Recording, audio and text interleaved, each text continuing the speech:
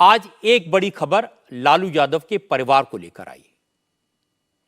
Enforcement directorate ने आज land for job scam में लालू यादव की वाइफ राबड़ी देवी और उनकी बेटी मीसा भारती के खिलाफ चार्जशीट दाखिल कर दी। दिल्ली की एक अदालत में दायर की गई इस चार्जशीट में सबसे हैरान करने वाला नाम लालू यादव की एक और बेटी का है।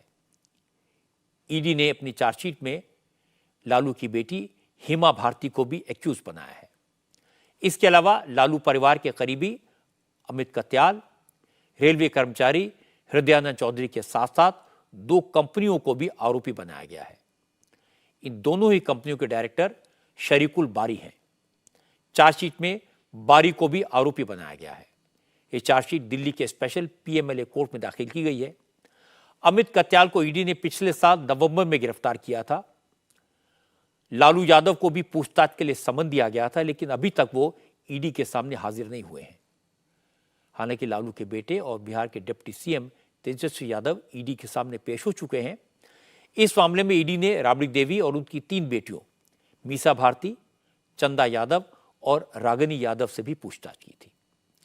ईडी ने राबड़ी और अन्य आरोपियों की करीब 6 करोड़ की प्रॉपर्टी को जब्त भी कर लिया है। ईडी का आरोप है कि रेलवे में नौकरी देने के बदले में लालू यादव ने अपने परिजनों के नाम बेहद कम कीमत पर जमीन ली और फिर उसे मोटे मुनाफे में बेचकर करोड़ों रुपए कमा लिए। आज जैसे ही ईडी के चार्जशीट दाखिल होने की खबर आई, वैसे ही आरजेडी के नेताओं ने इसका इल्जाम बीजेपी पर डाल दिया। आरजेडी के नेताओं ने कहा सिर्फ लालू यादव और उनके परिवार को परेशान करने के लिए यह चार्जशीट दाखिल की गई है। मनोज झा ने तो भविष्यवाणी भी कर दी कि अब ईडी लालू परिवार को सम्मन पर सम्मन भेजेगी।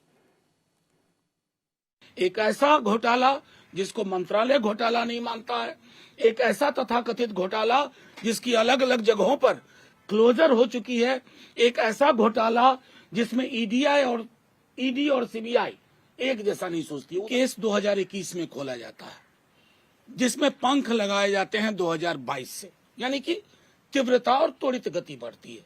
2022 आप सबको याद है कि अगस्त के महीने में रिवर्स ऑपरेशन लोटस हो गया बिहार में। ये ऑपरेशन लोटस हर जगह करते थे, तो थोड़ा बिहार ने इनको रिवर्स ऑपरेशन लोटस बता दिया। जैसे ही हुआ त्वरित गति से इन एजेंसीज को, मैं समझता हूं कि चिप सत्ता शीर्ष के जो 2 टॉप लोग हैं, उन्होंने पकड़ा दिया कि किसी भी तरह इन्हें परेशान करो, इन्हें उलझा के रखो। अगर आप चार्जशीट आज की देखें, घर की तमाम उन महिलाओं बेटियों के नाम जिनका मंत्रालय के कार्य प्रणाली, कार्य संचालन से कोई लेना देना नहीं।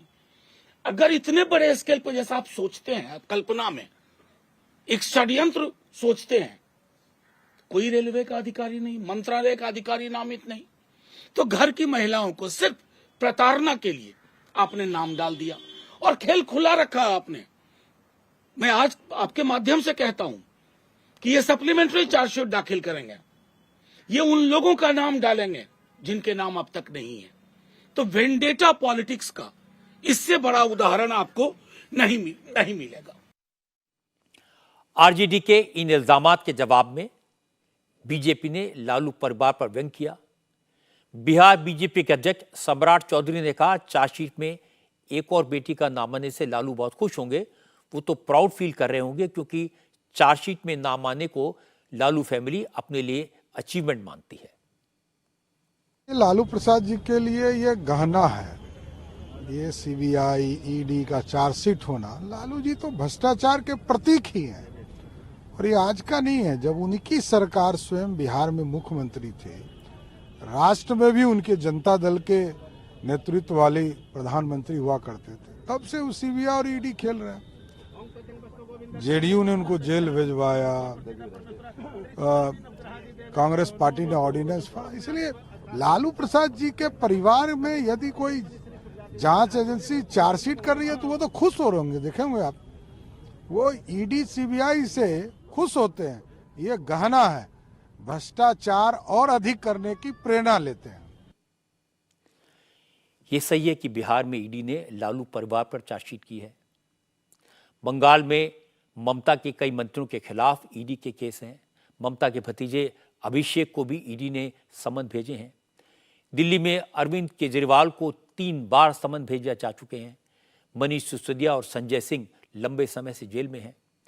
झारखंड में हेमंत सोरेन ईडी के घेरे में है और महाराष्ट्र में शरद पवार और उद्धव ठाकरे के करीबी नेताओं के यहाँ ईडी के छापे पड़े हैं।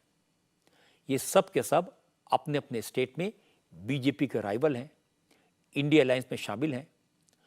और चूंकि चुनाव होने वाले हैं, इसलिए विरोधी दल बार बार ये सवाल उठाते हैं कि सरकार सियासी फायदे के लिए ईडी और सीबीआई का इस्तेमाल कर रही है। लेकिन इन मामलों का एक दूसरा पक्ष भी है। इन नेताओं के खिलाफ कई ऐसे केसेस हैं जो उस समय शुरू हुए थे जब कांग्रेस की सरकार थी। कई केसेस ऐसे हैं जिनको कोर्ट ने सही माना है और बहुत सारे केसेस ऐसे हैं जिसमें कोर्ट ने एक्यूज्ड को बेल देने से इनकार कर दिया है क्योंकि उन्हें लगता है कि उनके खिलाफ पुख्ता केस है, ईडी के पास सबूत हैं। इसलिए बीजेपी के लोग इन नेताओं से सवाल पूछते हैं कि अगर ईडी के आरोप सियासी होते तो कोर्ट से उन्हें राहत क्यों नहीं मिलती? अगर कहीं आग नहीं लगती तो धुआं कैसे उठता?